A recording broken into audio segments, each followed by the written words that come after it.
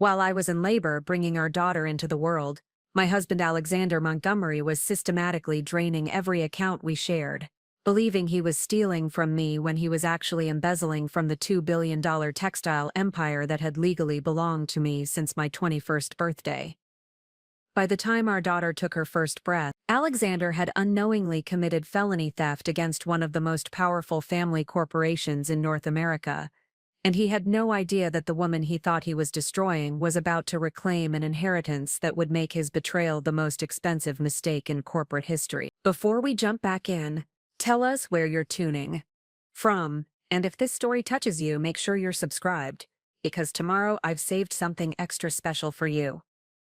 My name is Victoria Elena Castellano.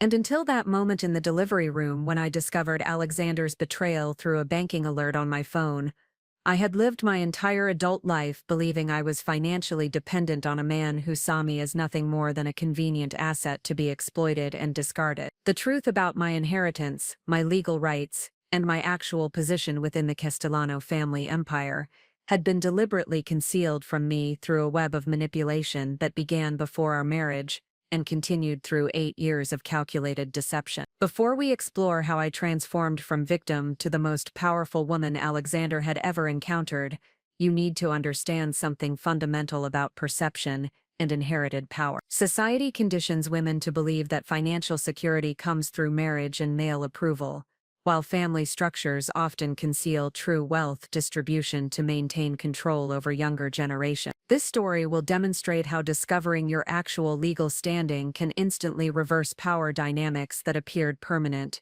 and how the most vulnerable moments in life can become catalysts for reclaiming authority that was always rightfully yours. Growing up as the youngest daughter in the Castellano family meant existing in the shadow of a textile empire that had dominated North American manufacturing for 4 generations. My grandfather, Eduardo Castellano, had built the business from a single factory in North Carolina into a global operation with manufacturing facilities across 3 continents and distribution networks that supplied major retailers throughout the Western Hemisphere. The company's annual revenue exceeded $2 billion, making it one of the largest privately held textile corporations in the world. However, my understanding of my position within this empire had been deliberately distorted by family dynamics designed to maintain traditional power structures while protecting business interests from potential disruption. My father, Roberto Castellano, had assumed control of daily operations when my grandfather retired,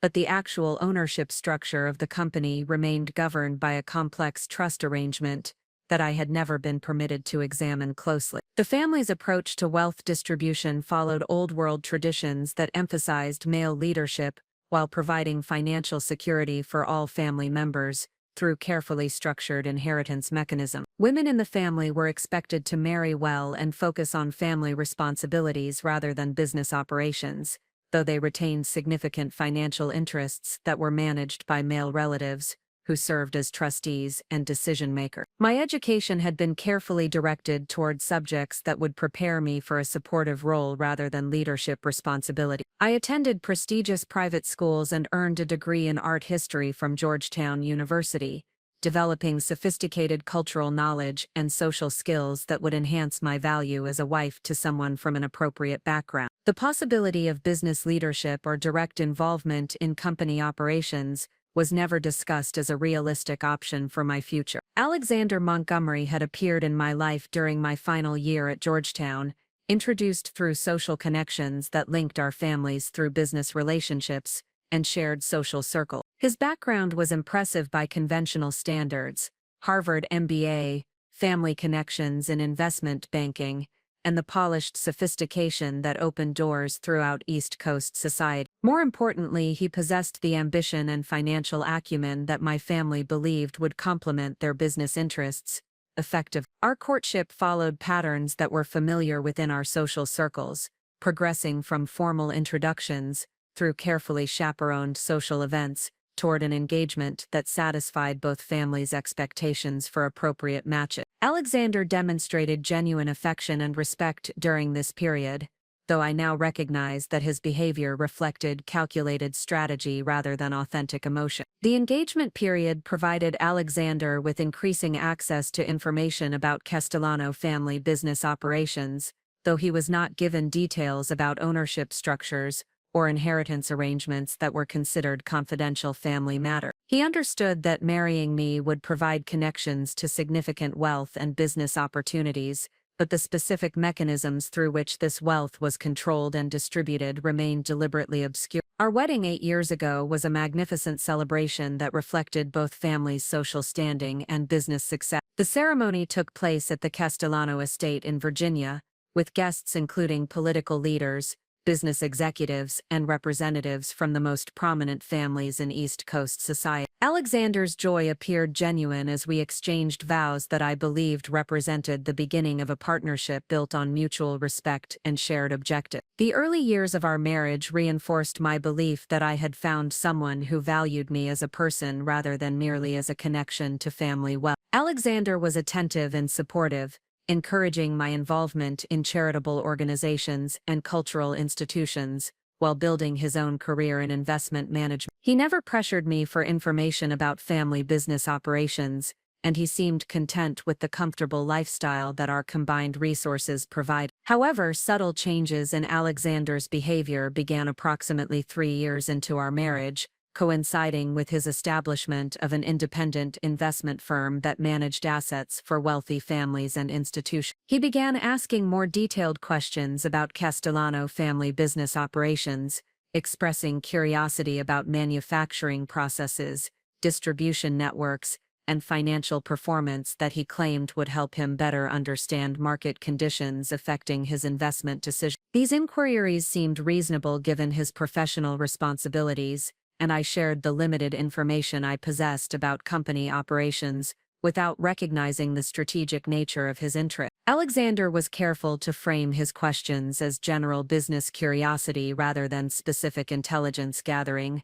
maintaining the pretense that he was simply trying to understand the industry context that affected his work. The most significant shift occurred when we began discussing starting a family approximately 4 years ago. Alexander became increasingly focused on our financial planning and estate management, expressing concern about ensuring adequate security for our future children. He suggested establishing joint accounts and coordinated investment strategies that would simplify our financial management, while providing optimal tax advantages for family planning purposes. This financial consolidation seemed logical and demonstrated Alexander's commitment to our shared future.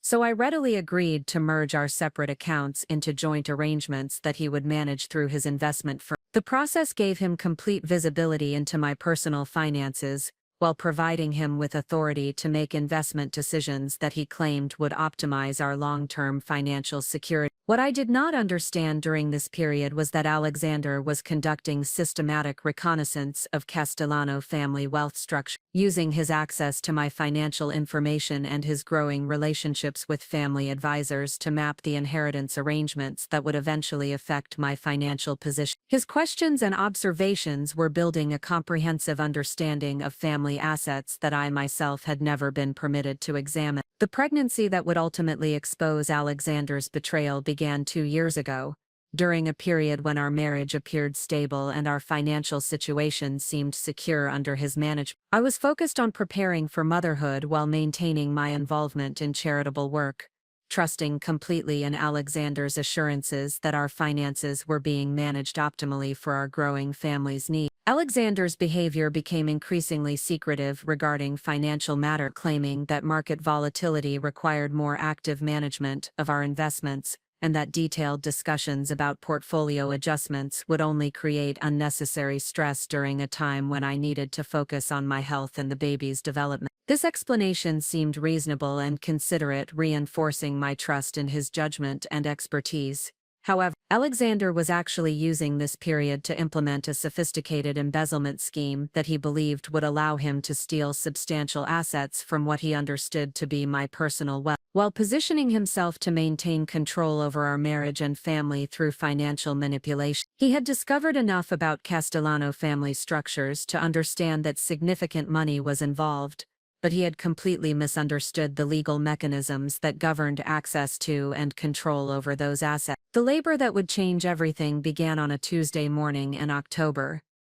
Exactly 38 weeks into my pregnancy, the contractions started gradually but intensified rapidly, requiring immediate departure for Georgetown University Hospital, where our daughter would be born under the care of the obstetric team that had monitored my pregnancy throughout its duration. Alexander accompanied me to the hospital and remained present during the early stages of labor, providing emotional support and assistance that seemed genuine and appropriate for the circumstance. However, he departed during the afternoon, claiming that he needed to handle urgent business matters that could not be postponed, promising to return before the delivery occurred. What Alexander was actually doing during his absence was implementing the final phase of his embezzlement plan, believing that my distraction during labor would provide the perfect opportunity to complete transfers that would drain our joint accounts while avoiding immediate detection. He had carefully planned this timing to coincide with my inability to monitor financial activities or respond to potential alerts about unusual transactions. The banking alert that exposed Alexander's betrayal arrived on my phone at 7:23 p.m.,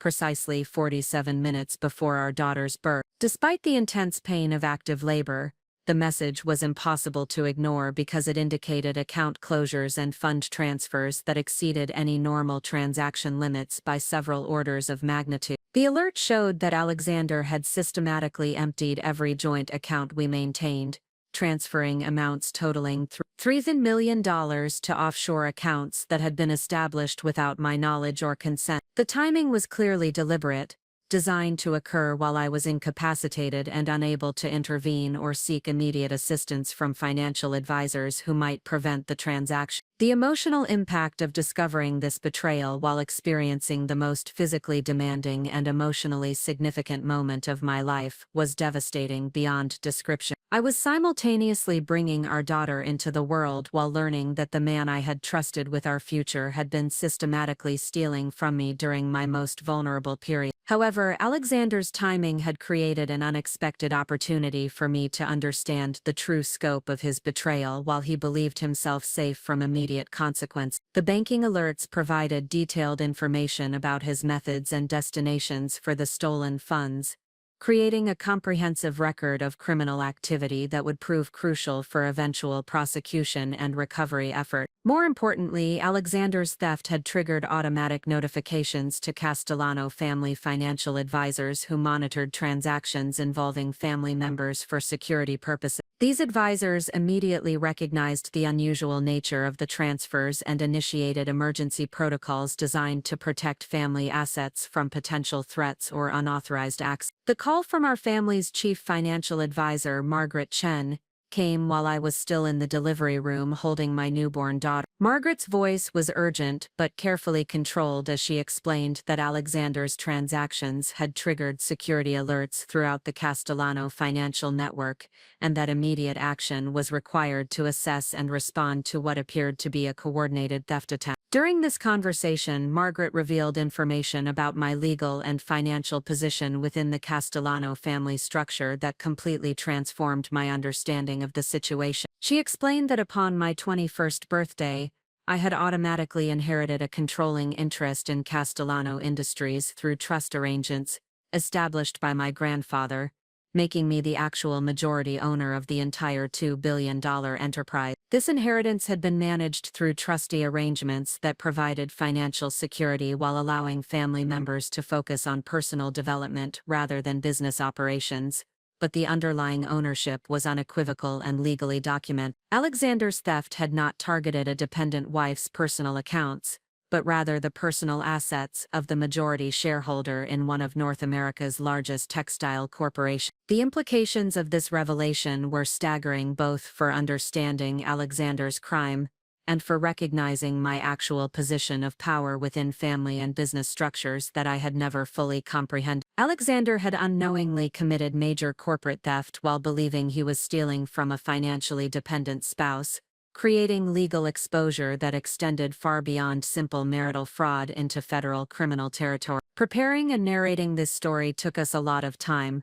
So if you are enjoying it, subscribe to our channel, it means a lot to us. Now back to the story. As I held my daughter while processing this information, I realized that Alexander's betrayal had actually provided me with the perfect opportunity to reclaim control over my life and my inheritance while ensuring that his crimes would be prosecuted to the full extent of the law. His timing had been intended to maximize my vulnerability, but instead it had exposed his criminal nature while activating family protective mechanisms that would ensure justice prevailed completely. The woman who had entered the hospital that morning believing herself financially dependent on an unfaithful husband was holding her newborn daughter while learning that she was actually one of the most powerful individuals in North American business. Alexander's betrayal had not destroyed me but rather revealed strengths and resources that would transform me into his most dangerous adversary. The hunting season was about to begin, and Alexander had just discovered that he had been stalking a predator who was far more dangerous than he had ever imagined. The 48 hours following my daughter's birth transformed me from a woman who had been systematically deceived about her own power into the architect of the most comprehensive corporate justice campaign in my family's four-generation history. While Alexander believed his theft had left me financially devastated and emotionally broken, I was actually accessing resources and legal authority that would make his betrayal the catalyst for his complete professional and personal destruction. Margaret Chen's revelation about my inheritance had fundamentally altered my understanding of every aspect of my marriage, my family relationships, and my position within business structures that I had never fully comprehended. The conversation that began in the delivery room continued through secure video conference from my hospital suite, where Margaret provided comprehensive briefings about the Castellano family trust arrangements that had governed my financial interests since my 21st birthday. The trust structure established by my grandfather was far more sophisticated than I had ever imagined, designed to protect family wealth while ensuring that each generation would eventually assume control over their designated portions of the business empire. My inheritance included not merely passive ownership interests, but active decision-making authority that had been exercised by trustees pending my readiness to assume direct control. The legal documentation that Margaret presented revealed that I owned 53% of Castellano Industries outright, with additional interests in subsidiary companies, real estate holdings and investment portfolios, that brought my total inherited wealth to approximately $1.2 billion. The remaining portions of the family empire were distributed among my siblings and parents according to similar trust arrangements, but my share represented the controlling interest that would determine strategic direction for the entire organization. This ownership had been carefully concealed not through deception, but through traditional family practices that emphasized gradual assumption of responsibility rather than immediate authority. The trustees had been managing my interest professionally while allowing me to develop personal maturity and life experience, before assuming the demanding responsibilities that came with controlling a major corporation. However, Alexander's theft had triggered emergency protocols within the trust structure that required immediate activation of my direct authority to protect family assets from continued exposure. Margaret explained that the theft exceeded threshold amounts that automatically terminated trustee management and transferred complete control to me as the beneficiary, making me the active CEO and majority shareholder effective immediately. The irony was profound and devastating for Alexander's position. His attempt to steal what he believed were the personal savings of a financially dependent wife had actually constituted embezzlement from a major corporation, creating federal criminal exposure and civil liability that extended far beyond simple marital fraud into territory that would destroy his life completely. Margaret's briefing included detailed analysis of Alexander's theft methods and the legal remedies available for recovery and prosecution. The offshore accounts he had established were traceable through international banking cooperation agreements. His transfers violated numerous federal statutes regarding wire fraud and money laundering, and his timing during my labor demonstrated premeditation that would eliminate any possibility of reduced charges or sympathetic consideration. More importantly, Alexander's crime had been committed against a corporation with extensive legal resources and political connections that could ensure prosecution would proceed with maximum efficiency and severity. Castellano Industries maintained relationships with federal law enforcement agencies through security consulting arrangements, and the company's legal department included former federal prosecutors who specialized in financial crimes and corporate theft. The immediate challenge was developing a response strategy that would ensure complete justice while protecting my newborn daughter from the emotional and practical disruptions that would result from Alexander's prosecution and imprisonment. I needed to coordinate legal action, asset recovery, and family protection simultaneously while maintaining the appearance of normal postpartum recovery, to avoid alerting Alexander to the scope of the response he was facing. Margaret recommended immediate coordination with Miranda Rodriguez, the chief legal counsel for Castellano Industries, who possessed the expertise and authority necessary to manage complex criminal and civil proceedings against sophisticated defendants. Miranda had successfully prosecuted numerous cases involving corporate theft and possessed connections throughout federal law enforcement that would ensure Alexander's case received appropriate priority and attention. The legal strategy that Miranda developed during our initial consultation was both comprehensive and elegantly simple. Alexander's theft had violated numerous federal statutes that carried mandatory minimum sentences, created civil liability that would ensure complete asset forfeiture, and established grounds for family court proceedings that would protect my daughter from his influence permanently. The criminal charges would include wire fraud,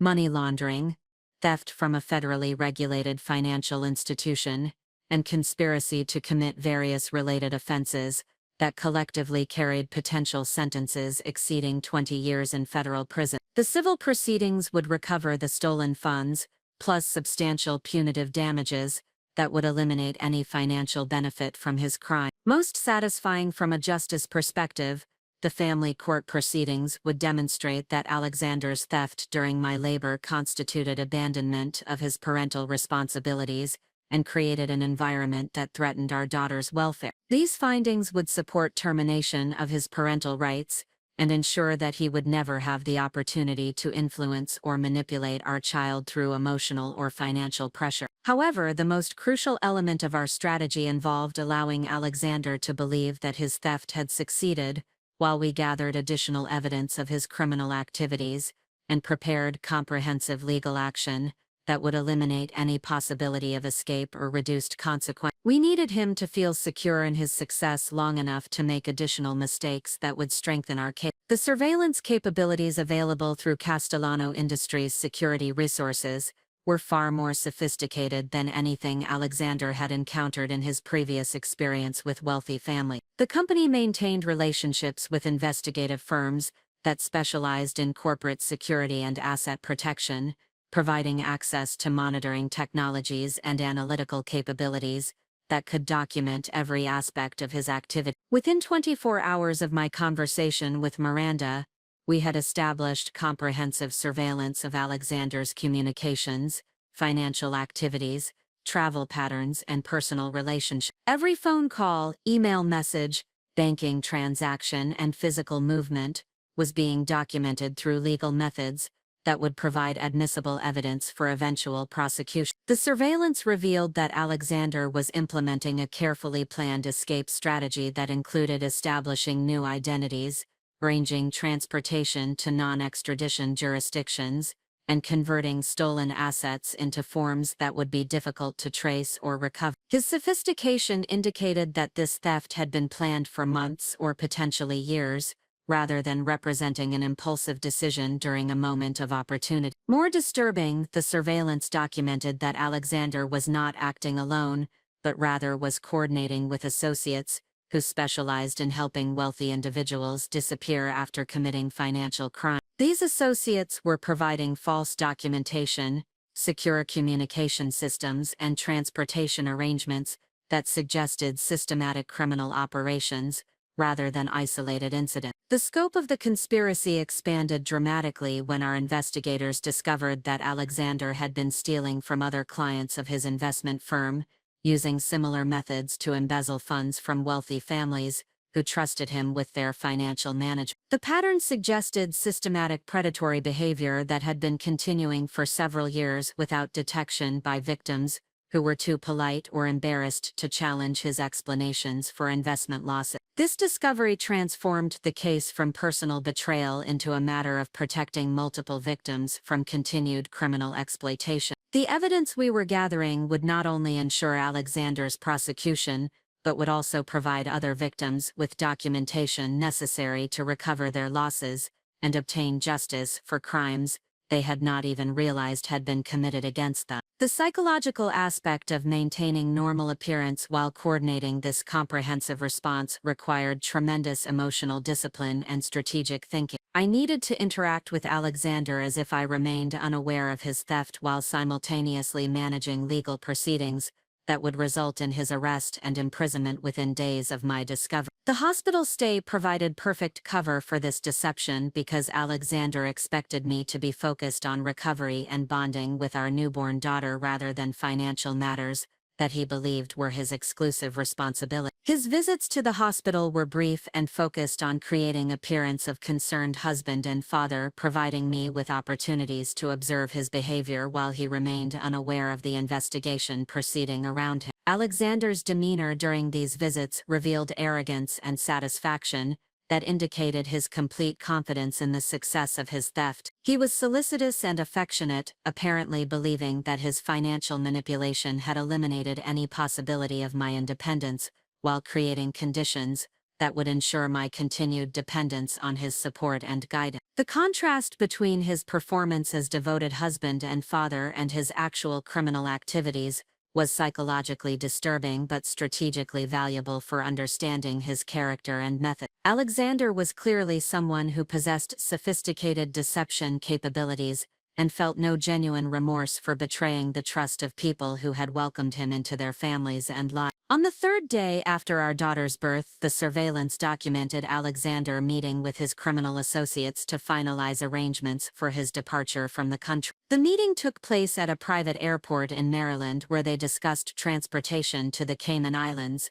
followed by eventual relocation to a country without extradition agreements with the United States. This meeting provided the final evidence necessary to initiate arrest proceedings while ensuring that Alexander could not escape before facing prosecution. Miranda coordinated with federal agents to schedule his arrest for the following morning, timing the operation to occur after he had committed additional criminal acts, but before he could depart for his intended destination. The arrest strategy was designed to maximize the psychological impact while ensuring comprehensive evidence collection and asset preservation. Federal agents would simultaneously execute search warrants at Alexander's office, our family residence, and several locations where he had stored documents and equipment related to his criminal activity. The timing of the arrest was coordinated with my release from the hospital, ensuring that I would be protected from media attention while Alexander faced the initial consequences of his crime. The legal proceedings would begin immediately with arraignment and bail hearings that would demonstrate the seriousness of the charges and the strength of the evidence against him. As I prepared to leave the hospital with my daughter,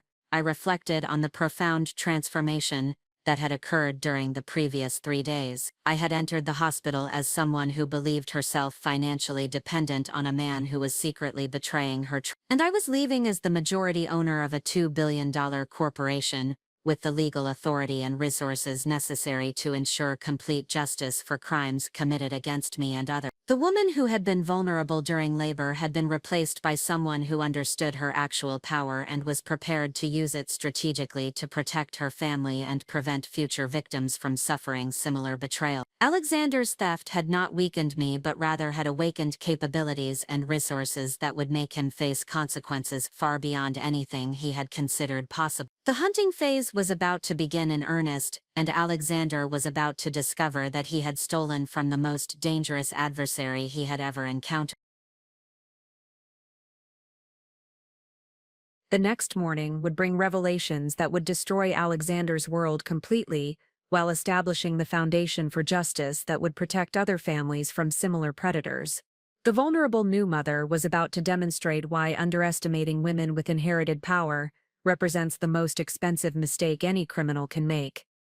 At precisely 6:47 a.m. on Friday morning, while Alexander was conducting his final pre-departure meeting with criminal associates at the Bethesda Marriott, federal agents simultaneously executed coordinated search warrants at 17 locations connected to his embezzlement network, marking the beginning of the most comprehensive white-collar crime investigation in Virginia's federal district history. Alexander had awakened believing he was hours away from escaping with millions in stolen assets.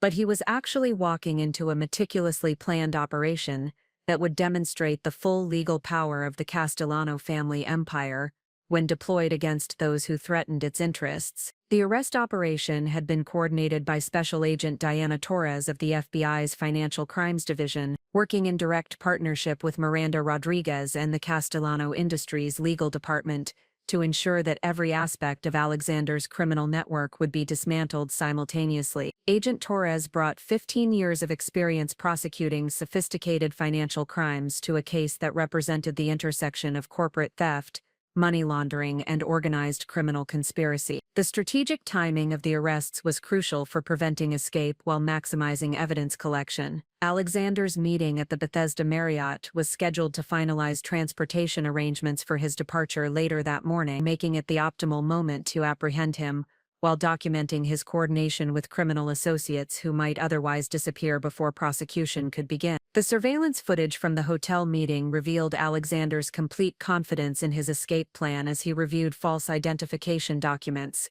confirmed wire transfer procedures for moving stolen assets offshore, and discussed contingency arrangements for establishing new identity in non-extradition jurisdictions. His demeanor indicated someone who believed his criminal activities had succeeded completely, and that consequences were no longer a realistic concern. However, Alexander's criminal associates were actually under surveillance by federal task forces that had been investigating international money laundering operations for over 2 years. His connection to these networks had exposed him to charges that extended far beyond simple embezzlement into territory involving organized crime and national security concerns that would eliminate any possibility of lenient treatment. The arrest itself was executed with professional precision that reflected the seriousness of the charges and the potential danger posed by defendants who possessed significant financial resources and international criminal connections. Agent Torres led a team of 12 federal agents who surrounded Alexander's table during his meeting, ensuring that neither he nor his associates could destroy evidence or escape before being taken into custody. Alexander's reaction to the arrest revealed the complete shock of someone who had believed himself beyond the reach of law enforcement. His facial expression shifted from confidence to confusion to terror as Agent Torres identified herself and began reading federal charges that included wire fraud,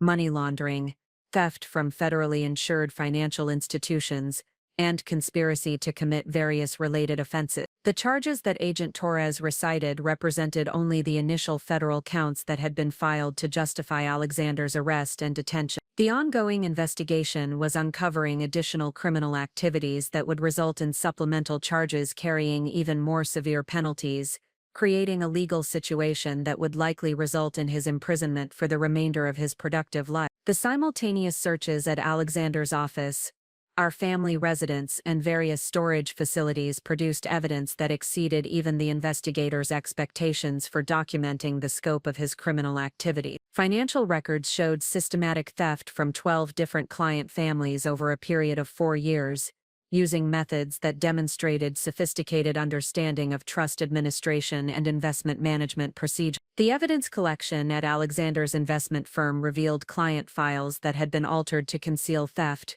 computer systems containing encrypted communications with criminal associates, and physical documents showing coordination between his embezzlement activities and money laundering operations that extended across multiple states and international jurisdictions. Most damaging to any potential defense strategy, investigators discovered detailed planning documents that Alexander had maintained regarding his theft from Castellano family accounts. These documents included research about my family's business operations, analysis of trust structures that governed my inheritance, and specific timeline planning for coordinating his embezzlement with my labor and delivery. The premeditation demonstrated by these planning documents eliminated any possibility that Alexander could claim his crimes resulted from temporary emotional distress or opportunistic impulse. The evidence showed systematic criminal intent that had been developing for months before implementation, including backup plans for various contingencies that might complicate his escape. The search of our family residence produced additional evidence of Alexander's deception regarding our marriage and his intentions toward our family. Hidden within his personal office were communications with divorce attorneys, discussing strategies for maximizing his financial position in potential marital dissolution proceedings, including analysis of methods for concealing assets and minimizing spousal support obligations. These communications revealed that Alexander had been planning to abandon our marriage even before our daughter's birth, using the pregnancy period to position himself advantageously for divorce proceedings that would allow him to retain control over assets he had been systematically stealing. The timing of his theft during my labor was intended to create maximum financial leverage while I was physically and emotionally vulnerable. The investigation also uncovered evidence that Alexander had been conducting surveillance of my family's business operations and personal activities, apparently gathering intelligence that could be used for additional criminal enterprises or blackmail operations. His criminal activities extended far beyond simple theft into territory involving invasion of privacy and potential industrial espionage that threatened Castellano Industries' business interests. The arraignment hearing that afternoon provided my first opportunity to observe Alexander's response to understanding the true scope of the legal situation he was facing. Federal Magistrate Judge Patricia Williams presided over proceedings that would determine bail conditions and establish the framework for prosecution of charges that could result in sentences exceeding 30 years in federal prison. Alexander's defense attorney, Harold Brennan, was clearly struggling to develop arguments that could address the overwhelming evidence of premeditated criminal activity, while maintaining his client's constitutional rights to reasonable bail and competent representation. The financial resources that Alexander had assumed would provide him with superior legal counsel were now frozen as proceeds from criminal enterprise, limiting his access to the sophisticated defense that complex federal cases typically require. Prosecutor Sarah Chen, representing the United States Attorney's Office, presented arguments for detention without bail that emphasized Alexander's demonstrated intent to flee the jurisdiction, his access to substantial stolen assets and offshore accounts, and his connections to criminal networks that specialized in helping fugitives evade prosecution.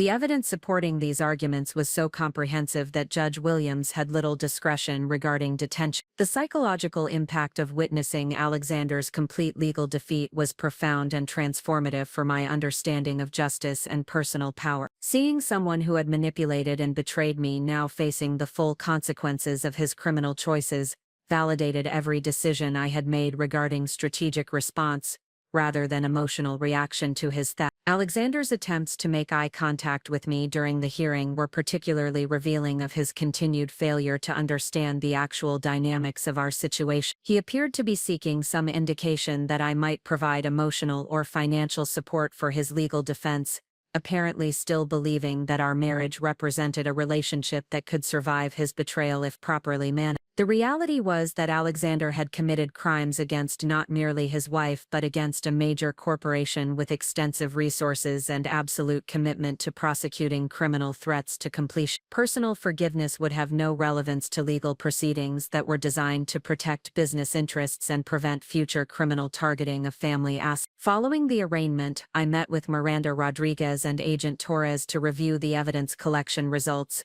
and develop strategy for the civil proceedings that would recover stolen assets, while ensuring complete justice for all victims of Alexander's criminal network. The federal investigation had uncovered additional victims whose losses would bring total theft amounts to over $12 million across multiple years of systematic criminal activity. The civil asset forfeiture proceedings would allow recovery of stolen funds, plus substantial penalties that would eliminate any financial benefit Alexander might have gained from his crime. More importantly, the proceedings would establish legal precedents that would deter similar criminal targeting of family businesses and inherited wealth in the future. The personal dimension of achieving justice through legal systems rather than emotional revenge was deeply satisfying and educational regarding the actual mechanisms through which wealthy families protect themselves from criminal exploitation. The resources and expertise available through Castellano Industries had enabled a response that would have been impossible for an individual acting without institutional support. The realization that I possessed not only inherited wealth but also access to sophisticated legal and investigative capabilities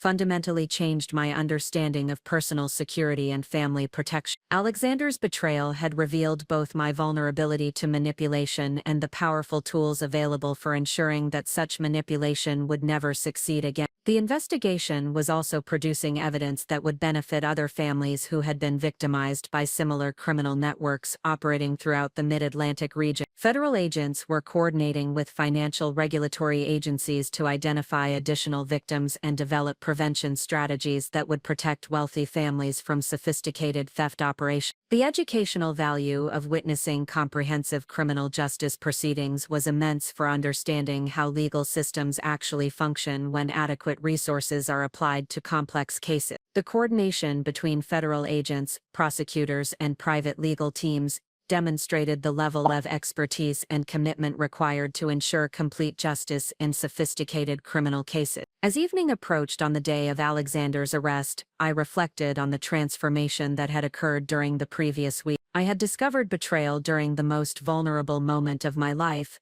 learned about inherited power that had been concealed from me for years, and witnessed the implementation of justice mechanisms that would protect my family while preventing future victims from suffering similar exploitation. The woman who had entered the hospital believing herself financially dependent on a criminal husband was now the active majority owner of a major corporation with direct experience in coordinating complex legal proceedings against sophisticated adversaries. Alexander's theft had not weakened me but had instead catalyzed the development of capabilities and knowledge that would serve my family's interests for generations. The hunting phase had concluded with complete success. Alexander faced decades in federal prison while I had reclaimed control over assets and authority that had always been mine by legal right. The next phase would involve ensuring that justice was complete while building systems that would prevent similar criminal targeting of our family in the future. The most dangerous adversary Alexander had ever encountered was just beginning to demonstrate the full scope of her capability. Within 72 hours of Alexander's arrest, the investigation had expanded into a multi-state federal operation that revealed systematic criminal targeting of inherited wealth across the eastern seaboard, transforming what had appeared to be an isolated case of marital betrayal into evidence of organized criminal enterprises that had been exploiting wealthy families for over a decade. The scope of the conspiracy required me to assume active leadership of Castellano Industries' security operation, while coordinating with federal law enforcement agencies to protect other potential victims and dismantle networks that threatened the foundation of family wealth preservation throughout American society. The federal task force that had been assembled to investigate Alexander's criminal network was led by Assistant United States Attorney Jennifer Walsh, who specialized in prosecuting complex financial crimes involving organized criminal enterprises and international money laundering operations. Attorney Walsh brought extensive experience from prosecuting similar cases involving wealthy families across multiple jurisdictions, providing the expertise necessary to understand the sophisticated methods used by criminal organizations that specialized in exploiting trust relationships and family dynamics. The evidence collected during the initial arrests had revealed that Alexander's criminal activities were coordinated through a network that included investment advisors, estate planning attorneys, private banking specialists, and international finance consultants who collectively possessed the expertise necessary to identify, target, and exploit wealthy families with complex asset structure. The organization operated across state lines and international boundaries, making it subject to federal prosecution under statutes designed to address organized criminal enterprise. Attorney Walsh explained that criminal organizations targeting inherited wealth had become increasingly sophisticated in their methods and coordination, taking advantage of legal complexities surrounding trust administration and family business operations to conduct theft that was difficult to detect until substantial losses had occurred. The victims typically discovered the crimes only when family members died or when major life events triggered comprehensive financial review. The investigation of Alexander's activities had provided federal authorities with unprecedented insight into these criminal operations, because his arrest had occurred before he could destroy evidence or warn associates about law enforcement interest in their activity. The financial records, communication logs, and planning documents seized during the coordinated raids represented the most comprehensive evidence collection in any case involving organized theft from wealthy families. The analysis of this evidence had identified 12 other families across 6 states who had been victimized by the same criminal network, with total losses exceeding $47 million over a period of 8 years. The victims included prominent families in finance, real estate development, manufacturing, and technology sectors, demonstrating that the criminal organization had targeted families with diverse business interests and asset structures. Most concerning from a security perspective, the investigation revealed that the criminal network possessed sophisticated intelligence-gathering capabilities that allowed them to identify potential targets, understand family dynamics and business structure, and develop infiltration strategies that exploited personal relationships and professional connections. The organization maintained detailed profiles of wealthy families throughout the region, including information about inheritance structures, family conflicts, and personal vulnerabilities that could be exploited for criminal advantage. The discovery of these targeting methods required immediate implementation of enhanced security measures for Castellano Industries and our family operations to prevent future criminal infiltration attempts. The security review that I commissioned with Margaret Chen and Miranda Rodriguez identified several areas where our existing protection measures needed strengthening to address threats that we had not previously recognized as realistic concerns. The security assessment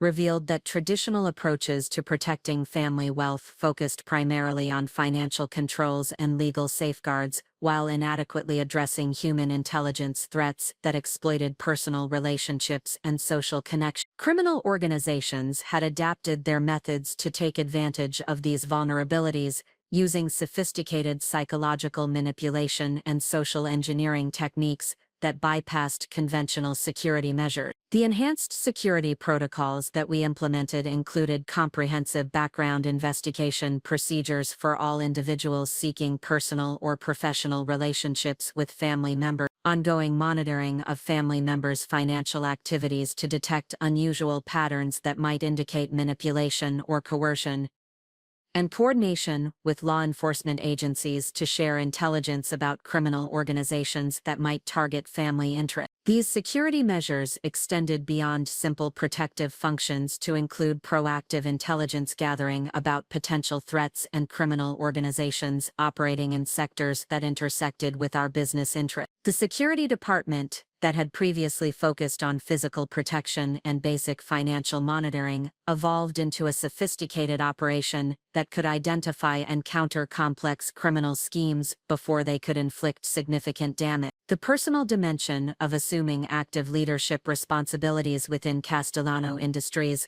while managing the emotional demands of new motherhood, required significant adaptation of my priorities and daily routine. The role of majority owner and active decision-maker involved responsibilities that I had never anticipated assuming so suddenly, particularly during a period when I had expected to focus primarily on family concerns. However, the crisis created by Alexander's betrayal had demonstrated that passive reliance on trustees and advisors, while providing personal convenience, had created vulnerabilities that sophisticated criminals could exploit to threaten family interests. Active engagement in business operations and security management was necessary to ensure adequate protection for assets and family members who might be targeted by similar criminal enterprises. The transition to active leadership was facilitated by the expertise and support of senior management professionals who had been protecting Castellano Industries' interests for years, while preparing for the eventual assumption of family leadership by the next generation. Margaret Chen,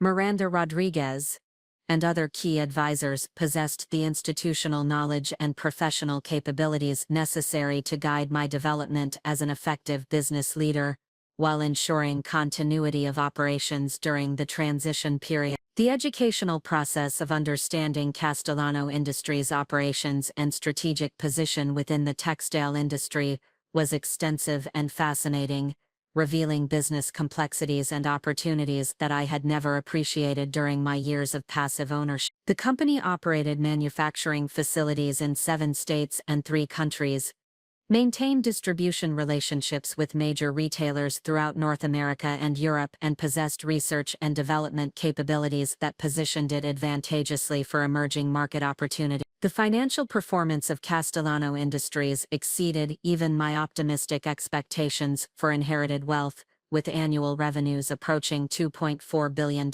and profit margins that reflected both operational efficiency and strategic market position. The company's financial strength provided resources that could support both aggressive business expansion and comprehensive security operations without compromising competitive position or shareholder return. The strategic planning process for Castellano Industries revealed opportunities for growth and diversification that could significantly increase the value of family holdings while creating employment opportunities and economic benefits for communities where the company operated. The textile industry was experiencing technological transformation that favored companies with research capabilities and flexible manufacturing systems, providing competitive advantages that could be leveraged for substantial expansion. The coordination with federal law enforcement agencies regarding the investigation of Alexander's criminal network provided valuable education about the scope and sophistication of criminal threats facing wealthy families throughout American society. The briefings that I received from Agent Torres and Attorney Walsh revealed that organized theft from wealthy families represented a significant and growing criminal industry that required systematic countermeasures to prevent continued victimization. The federal investigation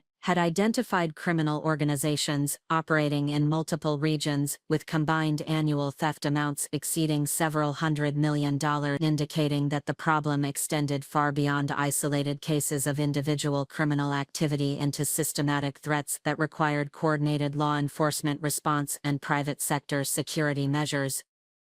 The intelligence sharing arrangements that we established with federal agencies provide Castellano Industries with access to information about criminal organizations and emerging threats that would enable proactive protection measures while contributing to broader law enforcement efforts to disrupt criminal networks targeting wealthy families. The personal satisfaction of contributing to justice for other families who had been victimized by similar criminal organizations was profound and transformative for my understanding of the responsibilities that accompany inherited wealth and business leadership. The resources and capabilities that I possessed through Castellano Industries created obligations to use those advantages for purposes that extended beyond personal benefit to include protection and advancement of broader social interests. The victim assistance program that we established through Castellano Industries provided financial and legal support for families who had been targeted by criminal organizations but lacked the resources necessary to pursue comprehensive justice and asset recovery. The program was designed to ensure that criminal organizations could not escape consequences simply because their victims possessed insufficient resources to fund complex legal proceedings. The legislative advocacy efforts that we initiated in coordination with other business families focused on strengthening legal protections for inherited wealth while improving law enforcement capabilities for investigating and prosecuting sophisticated financial crime. The goal was to create systemic improvements that would protect all families rather than relying exclusively on individual defensive measures. The media strategy that Miranda Rodriguez developed for managing public attention regarding Alexander's prosecution and the broader criminal investigation emphasized the systemic nature of the threats while protecting family privacy and business confidentiality. The approach balanced public education about criminal methods with discretion regarding specific security measures and investigative techniques. The psychological dimension of processing Alexander's betrayal while assuming leadership responsibilities required extensive consultation with mental health professionals who specialized in helping individuals recover from intimate partner manipulation and criminal victimization. The healing process was complicated by the need to maintain professional effectiveness while dealing with emotional trauma that could have compromised decision-making capability. The therapeutic work revealed that Alexander's manipulation had been far more extensive and sophisticated than I had initially recognized, involving systematic undermining of my confidence and independence that had been designed to create psychological dependence that would prevent me from recognizing or responding to his criminal activity.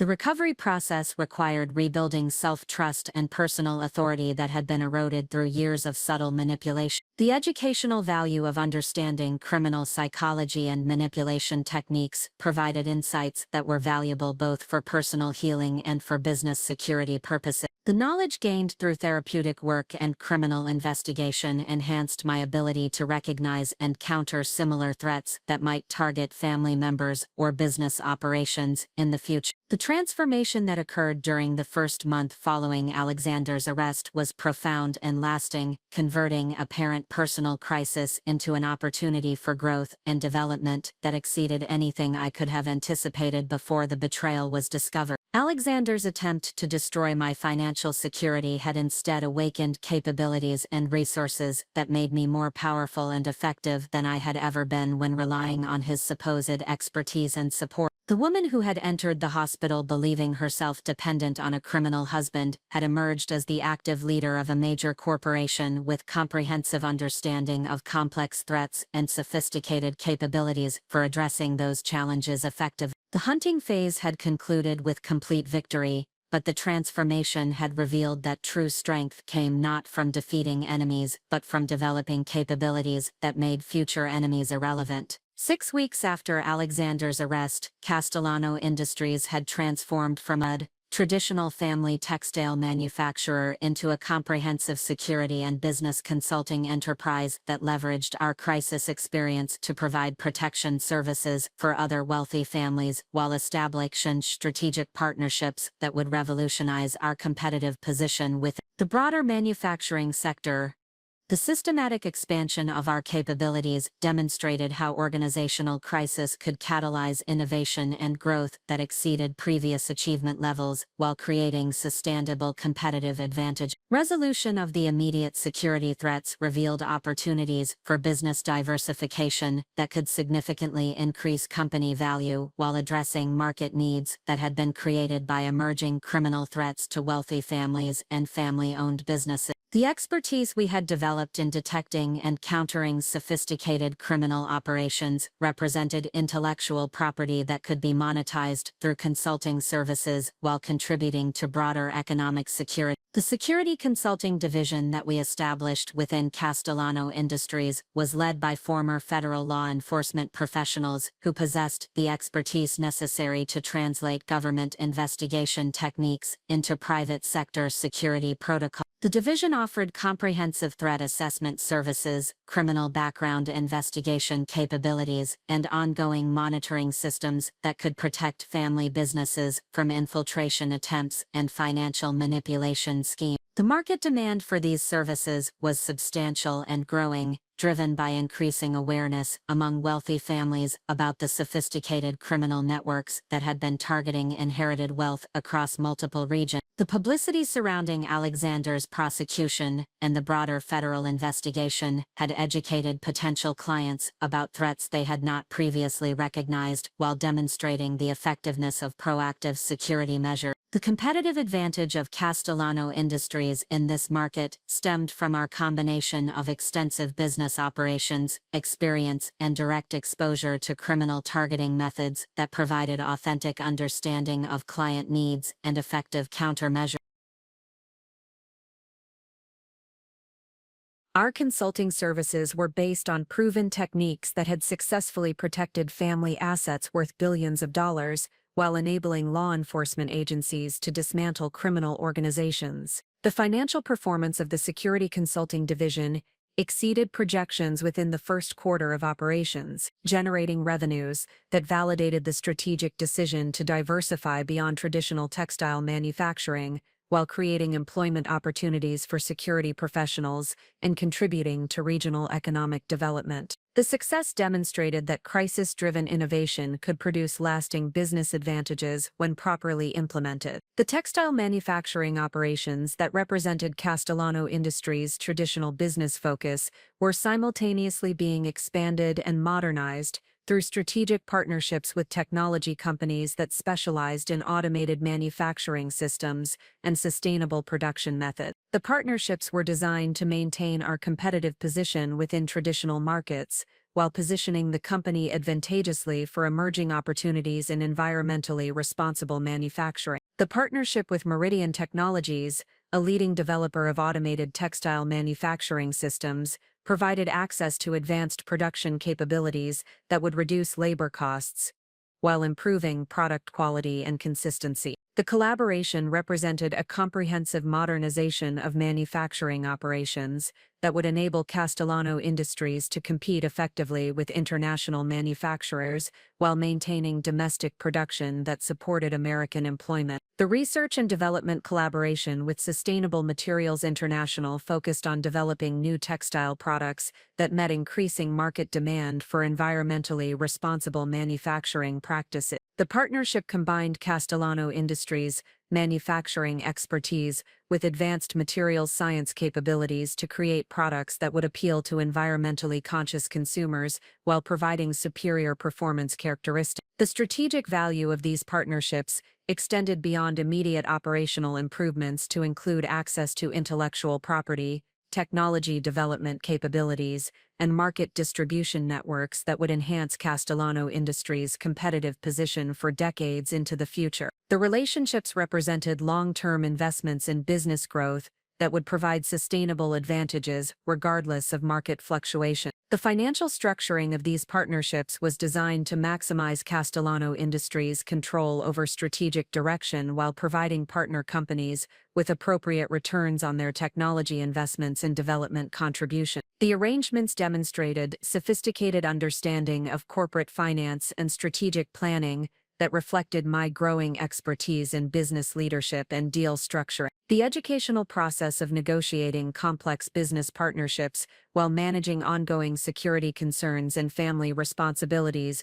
required development of time management and decision-making capabilities that I had never previously needed to exercise. The learning curve was demanding but deeply rewarding, as each successful negotiation increased my confidence and competence in business leadership. The mentorship relationship that I established with Elena Rodriguez, the former CEO of International Manufacturing Consortium, provided invaluable guidance for navigating the complexities of rapid business expansion while maintaining operational stability and family work-life balance. Elena possessed extensive experience leading family-owned businesses through periods of significant growth and had faced similar challenges regarding the integration of inherited leadership with modern business practices. Elena's guidance emphasized the importance of maintaining clear strategic vision while remaining flexible regarding implementation methods and tactical adjustments. The approach balanced ambitious growth objectives with realistic assessment of organizational capabilities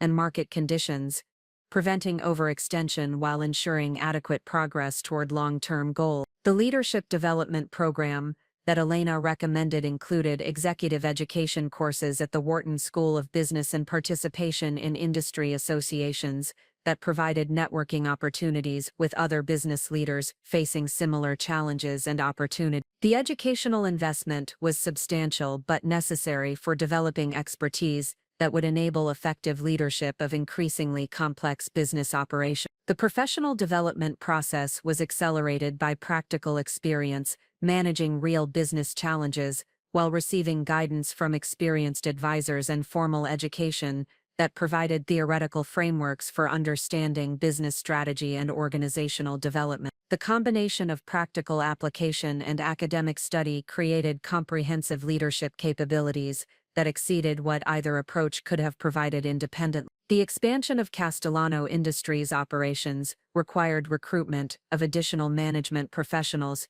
who possessed expertise in areas where the company had previously relied on external consultants or limited internal capability. The hiring process emphasized identification of candidates who shared company values regarding ethical business practices, while possessing technical skills necessary for managing complex operations. The recruitment of David Kim as Chief Technology Officer brought extensive experience in manufacturing automation and technology integration to support the partnerships with Meridian Technologies and other development companies. David's background included successful implementation of advanced manufacturing systems for major corporations across multiple industries, providing expertise that would ensure effective utilization of new technology investments. The addition of Sarah Mitchell as Chief Financial Officer provided sophisticated financial management capabilities that were necessary for managing the complex financial structures associated with business partnerships and international operations. Sarah possessed extensive experience in corporate finance and mergers and acquisitions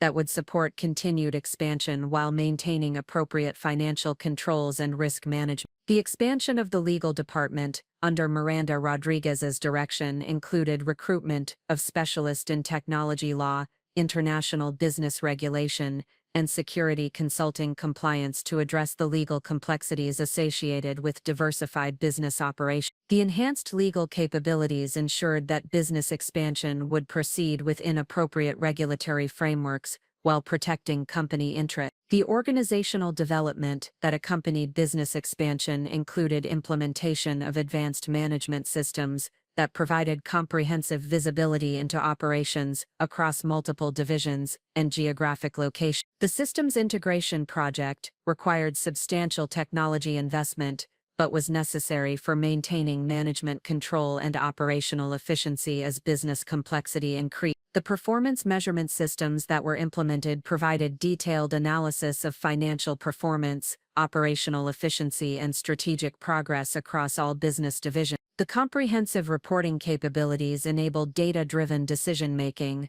while ensuring that expansion activities remained aligned with overall strategic objectives and financial performance requirements. The corporate culture development that accompanied organizational growth emphasized maintenance of family business values, while incorporating professional management practices that would support continued expansion and operational excellence. The approach balanced traditional family business advantages with modern corporate governance practices that would attract and retain high-quality professional talent. The community engagement initiatives that were expanded as part of Castellano Industries' growth strategy included increased support for educational programs, economic development projects, and charitable organizations that served communities where the company operated manufacturing facilities. The enhanced community investment reflected company values while contributing to economic stability and workforce development in operating regions. The economic impact of Castellano Industries' expansion extended beyond direct employment and investment to include support for supplier companies, service providers, and related businesses that benefited from increased economic activity. The multiplier effects of business growth contributed to regional economic development,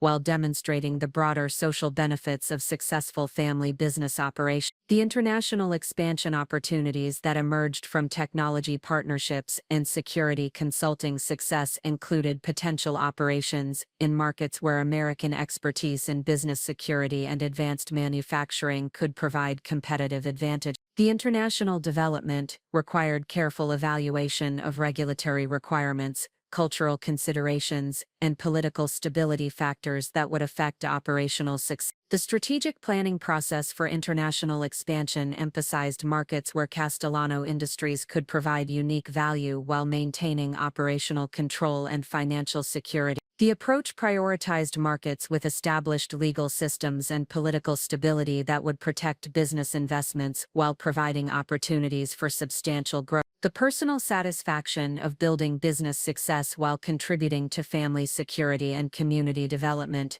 provided deep fulfillment that exceeded anything I had experienced during my previous role as passive beneficiary of inherited wealth. The transformation from dependency to leadership had revealed capabilities and interests that had been dormant during years of limited responsibility and external management. The vision for Castellano Industries' future development included continued expansion of security consulting operations, advanced manufacturing capabilities, and international market presence that would establish the company as a leader in family business security and responsible manufacturing practice. The strategic objectives reflected both business opportunity assessment and personal commitment to creating lasting positive impact through business leadership. The foundation that had been established through crisis response and strategic expansion provided the platform for sustained growth and innovation that would serve family interest for generations, while contributing to economic development and security for the broader business community. The transformation demonstrated that personal crisis could catalyze organizational development that exceeded previous achievement levels, while creating lasting competitive advantages. The psychological dimension of securing Alexander's complete cooperation with federal investigations required implementing sophisticated information control strategies that leveraged his criminal psychology against his former associates, while protecting ongoing investigations from potential compromise. Through careful manipulation of his access to information and strategic revelation of evidence regarding his precarious legal position, we established conditions that would ensure his testimony would eliminate every participant in the criminal network that had threatened family businesses across multiple states. The federal detention facility where Alexander was being held pending trial provided controlled environment conditions that federal prosecutors and Castellano Industries legal counsel could utilize to influence his decision-making processes regarding cooperation with ongoing investigation. The isolation from criminal associates, limited access to external communications, and comprehensive understanding of evidence against him created psychological pressure that would encourage cooperation while preventing coordination with individuals who might seek to eliminate potential witnesses. The cooperation agreement that Assistant United States Attorney Jennifer Walsh negotiated with Alexander's defense counsel established framework conditions under which his testimony could provide substantial assistance to federal investigations while ensuring appropriate reduction in criminal penalties that reflected the value of information he could provide.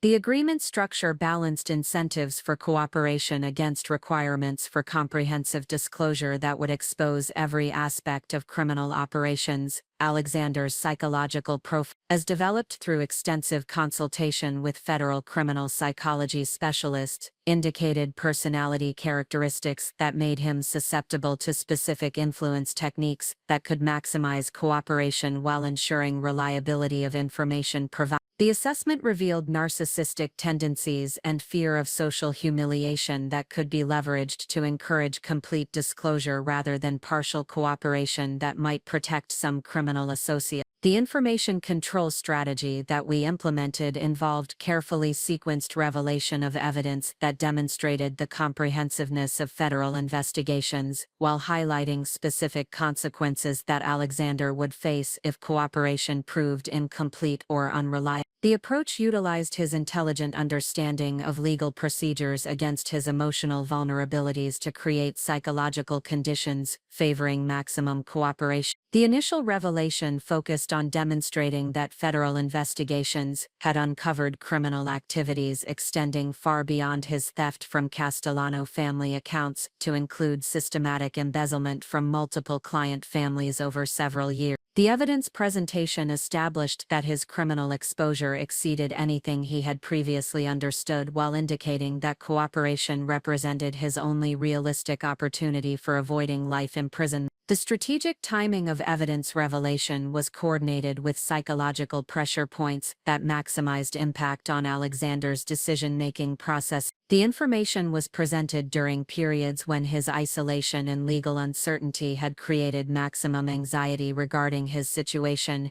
ensuring that cooperation incentives would be evaluated against his most pessimistic assessment of potential consequence. The evidence documentation regarding Alexander's criminal network included detailed financial records, communication intercepts, and surveillance information that demonstrated federal investigators possessed comprehensive understanding of criminal operations that extended far beyond his individual activity. The presentation established that his cooperation was valuable but not essential for successful prosecution of criminal associates, creating urgency regarding cooperation decisions. The revelation that several criminal associates had already been arrested and were providing testimony created additional pressure for Alexander to cooperate before other witnesses could provide information that would reduce the value of his potential contribution to federal investigation. The competitive dynamics between potential cooperating witnesses encouraged rapid decision-making while ensuring comprehensive disclosure of criminal activity. The psychological manipulation also involved controlled access to information regarding my activities and the expansion of Castellano Industries' operations that demonstrated his complete failure to achieve objectives through criminal activity. The evidence that his crimes had actually strengthened my position while enabling business growth that exceeded previous achievement levels created emotional pressure that complemented legal incentives for cooperation. The strategic revelation that Castellano Industries had established assistance programs to help other families who had been targeted by his criminal network created psychological pressure regarding his legacy and social standing that proved particularly effective given his narcissistic personality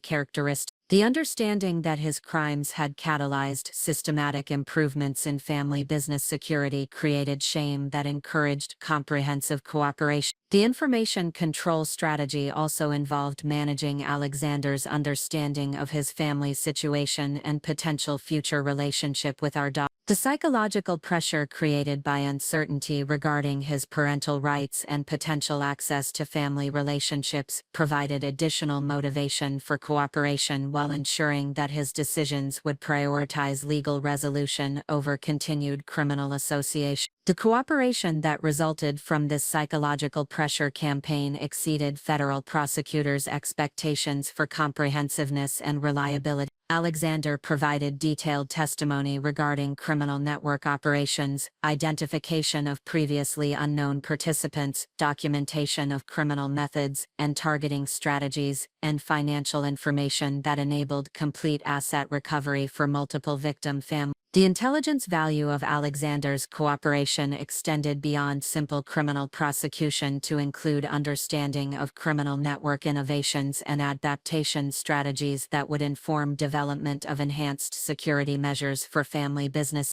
The information provided strategic intelligence regarding criminal methods that could be used to protect other potential targets while improving law enforcement capability. The testimony that Alexander provided regarding criminal network targeting methods revealed sophisticated intelligence-gathering operations that had been used to identify wealthy families with complex asset structures and potential vulnerabilities to manipulation or theft. The information enabled development of enhanced security protocols that would protect family businesses from similar criminal enterprises in the future. The financial intelligence that Alexander provided enabled federal investigators to trace criminal proceeds across multiple jurisdictions and recover assets that had been stolen from families who had never realized they were victims of systematic theft operations. The asset recovery operations that resulted from his cooperation provided justice for victims while demonstrating the effectiveness of comprehensive investigation and prosecution strategies.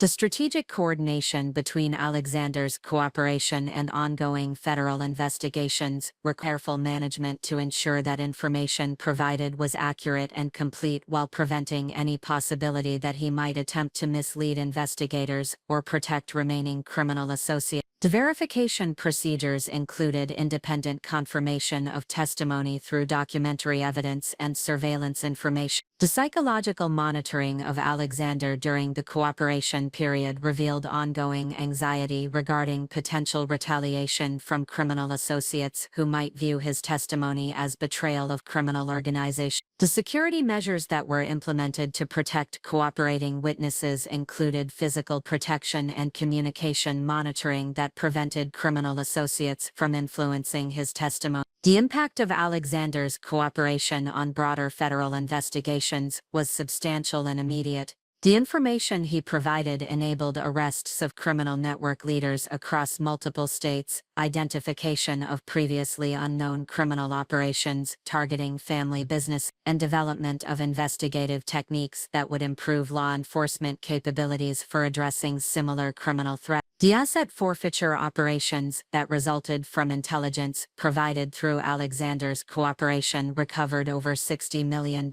in criminal proceeds while dismantling financial infrastructure that had supported criminal operations across multiple regions. The recovery operations provided restitution for victim families while eliminating resources that criminal organizations had used to fund additional criminal activity. The systematic dismantling of criminal networks that had been targeting family businesses created broader benefits for wealthy families throughout the regions where these organizations had been operating. The elimination of criminal threats enabled families to focus on business development and growth rather than defensive security measures, contributing to economic development and investment activity. The educational value of coordinating sophisticated psychological influence operations while managing complex criminal investigations provided invaluable experience in strategic planning and execution that enhanced my capabilities as business leader and family protector. The skills developed through crisis management and criminal justice coordination would serve family interest indefinitely while contributing to broader security improvement efforts. The personal satisfaction of ensuring that Alexander's criminal activities would result in complete justice for all victims while preventing similar criminal targeting of other families provided deep fulfillment that exceeded simple revenge motivation. The transformation of personal betrayal into systematic protection for entire communities demonstrated the potential for individual crisis to catalyze broader social improvements.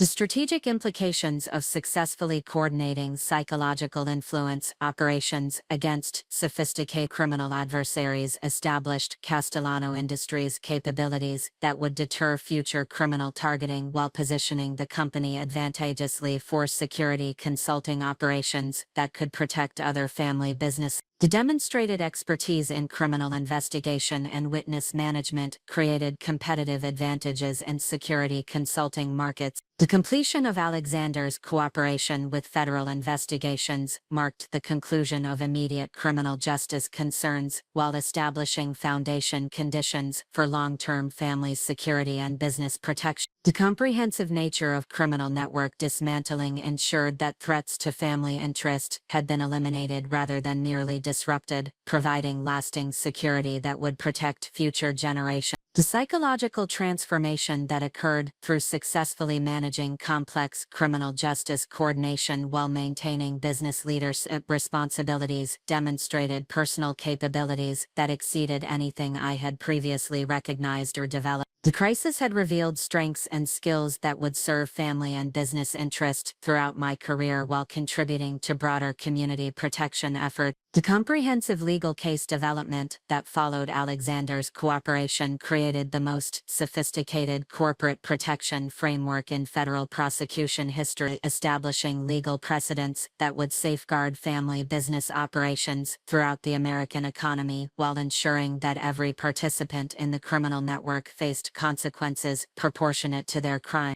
The strategic coordination between Castellano Industries, legal resources and federal prosecution efforts demonstrated how private sector expertise could enhance government capabilities while creating systematic improvements in commercial law enforcement. The legal architecture that assists United States Attorney Jennifer Walsh constructed around the criminal conspiracy prosecution was designed to address not merely individual criminal acts but the systematic vulnerabilities that had enabled organized criminal enterprises to target inherited wealth across multiple jurisdictions. The prosecution strategy emphasized establishing legal precedents that would strengthen protection mechanisms for family businesses while creating deterrent effects that would discourage similar criminal enterprises. The evidentiary foundation for the prosecution included over 40,000 pages of financial documents, 300 hours of recorded communications, comprehensive surveillance records covering 18 months of criminal activity, and testimony from 17 cooperating witnesses who possessed direct knowledge of criminal network operations. The evidence compilation represented the most thorough documentation of organized criminal targeting of family businesses in federal law enforcement history. The complexity of coordinating evidence from multiple jurisdictions required unprecedented cooperation between federal agencies, state law enforcement organizations, international financial regulatory authorities, and private sector security operations. The coordination efforts established new protocols for information sharing that would enhance future investigations while protecting confidential business information and investigative techniques. The federal grand jury proceedings that formalized criminal charges against network participants provided comprehensive public documentation of criminal methods and organizational structures that had been used to target family businesses. The grand jury testimony created official records that would serve as educational resources for other families while establishing legal frameworks for enhanced protection measures. The indictments that resulted from grand jury proceedings included charges under the Racketeer-Influenced and Corrupt Organization, which provided enhanced penalties for criminal enterprises while enabling asset forfeiture operations that would recover stolen funds and eliminate financial incentives for similar criminal activity. The RICO charges established legal precedents that would strengthen prosecution capabilities for future cases involving organized theft from family businesses. The educational initiatives that were developed through prosecution coordination included training programs for family business security, threat recognition seminars for wealthy families, professional development courses for financial service providers, and academic research programs that would advance understanding of criminal threats to inherited wealth. The victim restitution that was achieved through prosecution proceedings exceeded $120 million in recovered assets, while establishing compensation mechanisms addressed not merely direct financial losses, but also consequential damages that had affected family business operations and personal welfare. The comprehensive restitution demonstrated the financial benefits of thorough criminal prosecution while establishing standards for future victim compensation. The sentencing proceedings that concluded criminal prosecutions resulted in substantial prison terms that reflected the seriousness of crimes against family businesses, while establishing deterrent effects that would discourage similar criminal enterprises. The sentences ranged from 8 years for peripheral participants to life imprisonment for criminal network leaders who had orchestrated systematic theft operations. Alexander's sentence of 27 years in federal prison reflected his central role in criminal operations, while recognizing the substantial assistance he had provided to federal investigation. The sentence eliminated any possibility that he could resume criminal activities, while ensuring that his cooperation had provided meaningful benefits regarding reduced penalty. The parental rights proceedings that were conducted in coordination with criminal prosecutions resulted in complete termination of Alexander's legal relationship with our daughter, while establishing protection mechanisms that would prevent any future contact or influence attempt. The family court findings emphasized that criminal activities had demonstrated fundamental unfitness for parental responsibilities, while creating safety concerns that required permanent protection measures. The corporate governance reforms that were implemented within Castellano Industries as a result of prosecution experience included enhanced oversight mechanisms for financial management, improved security protocols for family member protection, strengthened background investigation procedures for professional service providers,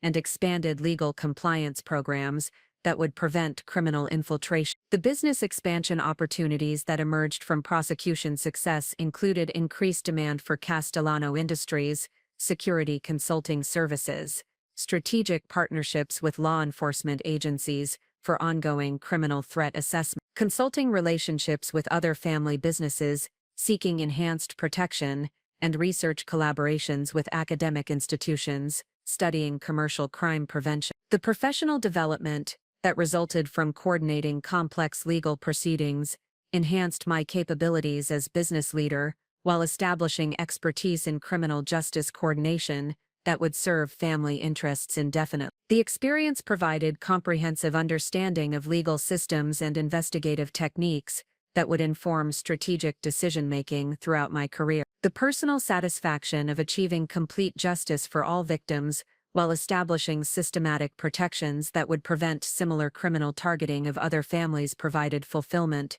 that exceeded any individual achievement in business or personal development. The transformation of personal crisis into systematic improvement for entire business communities demonstrated the potential for individual adversity to create lasting positive social change. The strategic implications of successfully coordinating the most comprehensive prosecution of criminal networks targeting family businesses established Castellano Industries as a recognized leader in commercial security, while creating competitive advantages that would enhance business operations across all divisions. The demonstrated expertise in criminal threat management created market positioning that would support continued growth and expansion. The completion of prosecution proceedings marked the conclusion of immediate justice concerns, while establishing foundation conditions for long-term family security and business protection that would serve multiple generations. The systematic elimination of criminal threats through comprehensive legal action ensured that family interests were protected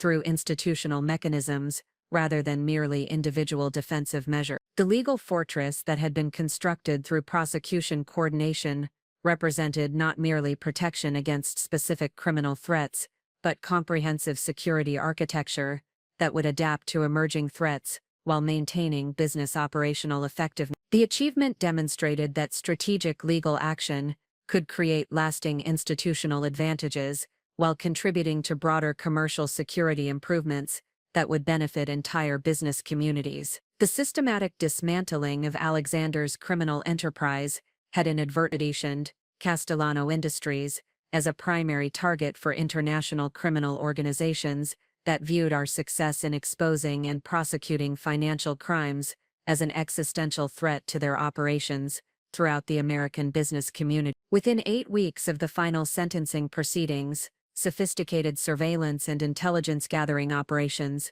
confirmed that we were facing coordinated attempts at infiltration, intimidation, and potential elimination by criminal networks whose annual revenues from targeting wealthy families exceeded several $billion across multiple continents. The threat assessment that was conducted by our Enhanced Security Division in coordination with federal law enforcement agents revealed that our prosecution success had created what criminal intelligence analysts termed a demonstration effect that threatened the operational security of organized criminal enterprises throughout the international financial crime industry. The comprehensive documentation of criminal methods and the successful coordination between private sector resources and government prosecution efforts had created a replicable model that could threaten criminal operations globally.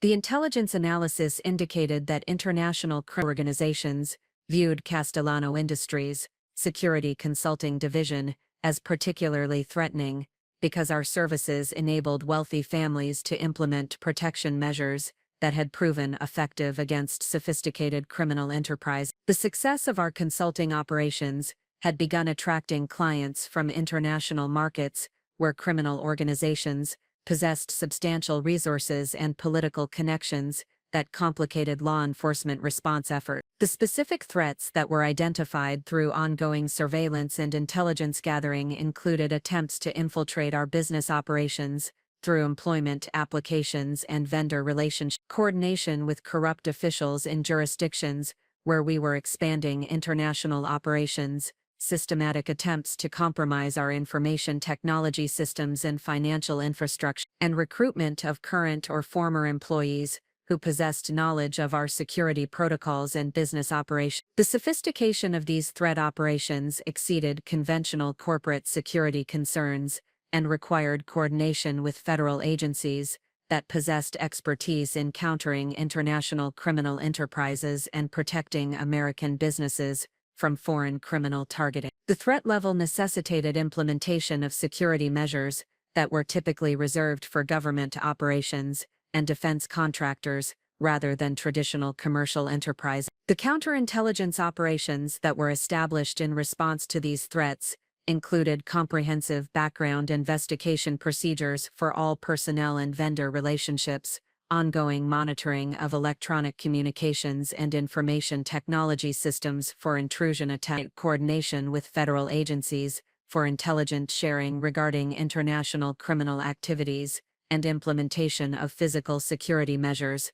that would protect personnel and facilities from potential direct action. The personnel security enhancements that were implemented included expanded background investigation procedures that examined not merely criminal history and financial stability but also potential vulnerabilities to coercion or recruitment by hostile organizations. The investigations included family member security assessments and ongoing monitoring for changes in personal circumstances that might create security. The information technology security improvements that were required to address sophisticated intrusion attempts included implementation of government-grade cybersecurity systems, establishment of secure communication networks that were protected against electronic surveillance and data theft, comprehensive data backup and recovery systems that would maintain operational continuity during potential attacks, and coordination with cybersecurity specialists who possessed experience protecting against nation-state level threats. The physical security measures that were enhanced to address potential direct action threats included professional security personnel with law enforcement and military backgrounds, comprehensive surveillance systems that provided real-time monitoring of all facilities and personnel, coordination with local law enforcement agencies for rapid response capabilities and implementation of emergency procedures that would protect personnel during potential crisis situations. The business continuity planning that was developed to address potential criminal targeting included alternative operational procedures that would maintain essential business functions during security incidents, secure communication systems that would enable coordination during emergency situations, financial protection measures that would prevent criminal organizations from disrupting business operations through economic warfare, and legal preparedness that would enable rapid response to criminal activities.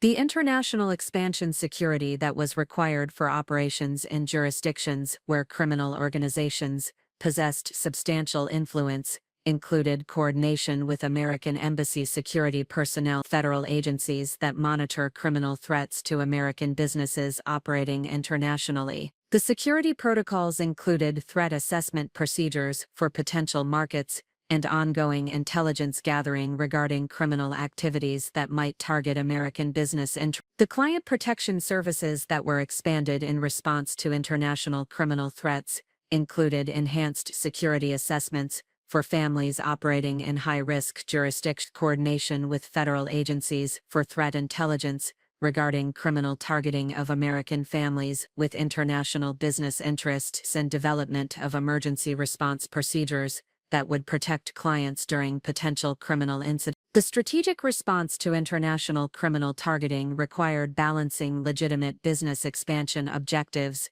with security requirements that would protect personnel and operations from criminal retaliation. The approach emphasized maintaining business growth while implementing protection measures that would deter criminal activity without creating operational constraints that would compromise competitive position. The legal strategy that was developed for addressing international criminal threats included coordination with federal agencies for prosecution of criminal activities that crossed international boundaries, establishment of legal frameworks that would enable rapid response to criminal targeting, and development of civil remedies that would provide financial compensation for criminal damages while deterring future criminal activities. The intelligence cooperation that was established with federal agencies included ongoing information sharing regarding criminal threats to American businesses, coordination of investigative efforts that addressed criminal activities affecting multiple companies or family, and participation in federal task forces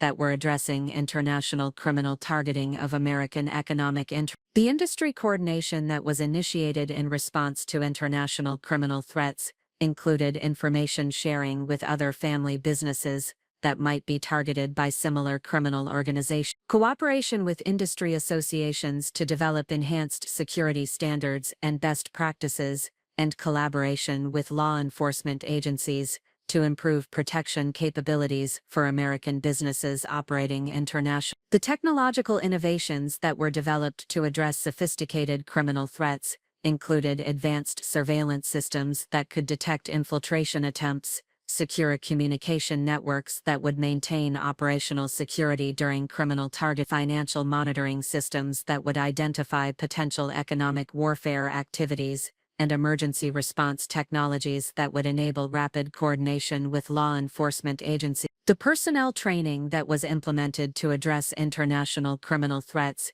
included threat recognition education for all personnel, Emergency response procedures that would protect employees during potential criminal incidents, security awareness training that would prevent inadvertent compromise of operational security, and specialized training for security personnel who would be responsible for implementing enhanced protection measures. The psychological preparation that was required for managing ongoing security threats while maintaining effective business leadership involved consultation with specialists who possessed experience helping business leaders operate under high-threat conditions. The preparation included stress management techniques, decision-making frameworks that would remain effective under pressure, and leadership approaches that would maintain organizational effectiveness during crisis situations. The family protection measures that were enhanced in response to international criminal threats included comprehensive security assessments for family members and their activities, coordination with federal agencies for protection services when required, implementation of emergency procedures that would ensure family safety during potential criminal incidents, and ongoing threat monitoring that would identify potential risks before they could develop into active threats. The financial protection that was implemented to address potential economic warfare included diversification of assets across multiple jurisdictions and financial institutions, implementation of monitoring systems that would detect potential financial attack, coordination with federal agencies that investigate economic crimes, and establishment of emergency financial procedures that would maintain operational capabilities during potential economic targeting. The community protection initiatives that were expanded in response to criminal threats included coordination with local law enforcement agencies to enhance security for communities where Castellano Industries operated, facility information sharing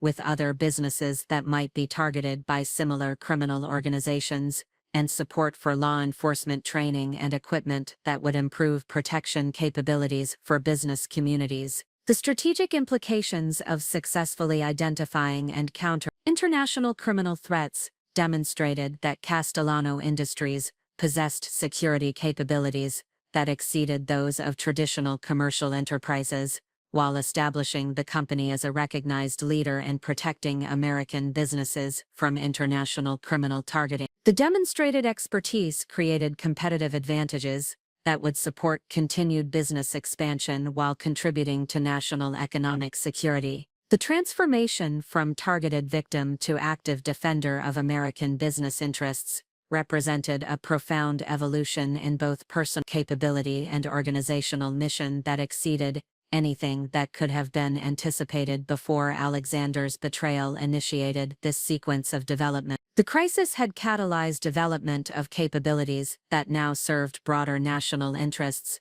while protecting family and business concerns. The escalating international criminal threats directed toward Castellano Industries and other successful family businesses necessitated the development of unprecedented coordination mechanisms between private sector security operations and federal law enforcement agencies, ultimately establishing the American Family Business Security Consortium that would transform individual defensive measures into systematic protection for the entire domestic economy. The strategic alliance building that emerged from our crisis experience demonstrated how shared threats could catalyze cooperation that transcended traditional competitive boundaries, while creating institutional capabilities that exceeded what any individual organization could achieve independently. The recognition that international criminal organizations were systematically targeting American family businesses required coordination beyond traditional industry associations and informal business networks. The sophisticated nature of criminal operations and their potential impact on national economic security created compelling arguments for establishing formal cooperation frameworks that would enable effective response to threats that exceeded individual organizational capability. The strategic assessment that was conducted in coordination with federal economic security agencies revealed that criminal targeting of family businesses represented a systematic threat to American economic competitiveness because these enterprises generated substantial employment, innovation, and investment that contributed disproportionately to national economic strength. The protection of family business operations had become a matter of national security that warranted government support and coordination. The alliance formation process began through discreet consultation with other family business leaders who had experienced or suspected criminal targeting of their operation. The initial discussions revealed that numerous prominent families had encountered suspicious activities that suggested systematic criminal reconnaissance, but had not recognized these incidents as components of organized criminal operations due to the sophisticated methods employed. The preliminary coordination meetings included representatives from 12 major family business enterprises across manufacturing, technology, financial services, and real estate development sectors. The participants represented combined annual revenues exceeding $40 billion and employed over 200,000 personnel across operations in 38 states and 14 countries, demonstrating the economic significance of potential criminal targeting. The shared intelligence that emerged from these initial discussions revealed criminal activity patterns that extended across multiple industries and geographic regions, while utilizing consistent methods for infiltration, intelligence gathering, and financial manipulation. The evidence suggested coordination between criminal organizations that had previously been viewed as isolated criminal enterprises operating independently within regional markets. The formal establishment of the American Family Business Security Consortium required extensive legal and regulatory coordination to ensure compliance with antitrust regulations, while enabling legitimate cooperation for security purposes. The legal framework that was developed permitted information sharing regarding criminal threats and security best practices, while maintaining competitive independence regarding business operations and strategic planning. The operational structure of the consortium included specialized working groups that addressed specific aspects of criminal threat response, including intelligence gathering and analysis, security technology development, legal coordination and prosecution support, personnel security and background investigation, financial crime prevention and asset protection, and international operations, security for businesses with global interests. The intelligence sharing protocols that were established within the consortium enabled real-time coordination regarding emerging criminal threats, while protecting proprietary business information and maintaining competitive competition. The system provided early warning capabilities that could alert member organizations to potential targeting before criminal operations could achieve significant penetration or cause substantial damage. The federal agency coordination that was incorporated into consortium operations included formal liaison relationships with the Federal Bureau of Investigation, Department of Homeland Security, Treasury Department, Financial Crimes Enforcement Network, and Commerce Department Bureau of Industry and Security. These relationships provided access to government intelligence capabilities while enabling private sector expertise to enhance federal understanding of criminal threats to business operations. The international cooperation frameworks that were developed through consortium coordination included relationships with allied government agencies and private sector organizations in countries where member businesses operated significant interests. The cooperation enabled sharing of threat intelligence across international boundaries, while coordinating security measures that would protect American business interest from criminal targeting in foreign jurisdictions. The technology development initiatives that were coordinated through consortium resources included advancement of cybersecurity capabilities that could address sophisticated intrusion attempts, development of secure communication systems that would enable coordination during crisis situations, enhancement of financial monitoring systems that could detect criminal manipulation attempts, and creation of threat assessment tools that would enable rapid evaluation of potential security risks. The legal coordination that was established through consortium operations included development of standardized contracts and agreements that would protect member organizations from criminal infiltration through vendor and employment relations. Coordination of prosecution support for criminal cases that affected multiple member organizations and establishment of civil litigation frameworks that would enable effective recovery of assets and damages from criminal organizations. The personnel security standards that were developed through consortium coordination included enhanced background investigation procedures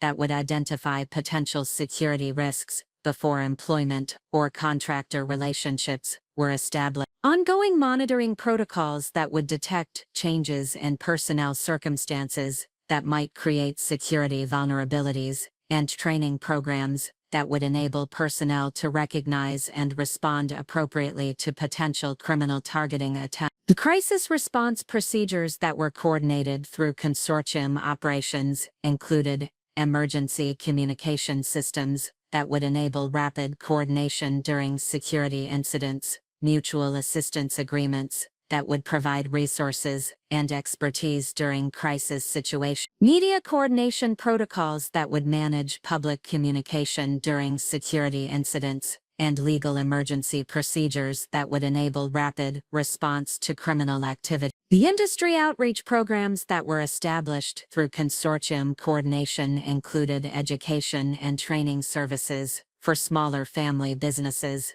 that lacked resources for comprehensive security operations, coordination with industry associations to develop enhanced security standards and best practices, and liaison relationships with academic institutions that conducted research regarding commercial crime prevention and business security. The government relations initiatives that were coordinated through consortium operations included advocacy for enhanced legal protections for family businesses, support for increased law enforcement resources dedicated to commercial crime investigation, coordination regarding regulatory improvements that would strengthen business security requirements, and participation in policy development that would enhance protection for American business interest international. The economic analysis that was conducted through consortium research capabilities demonstrated that effective protection of family business operations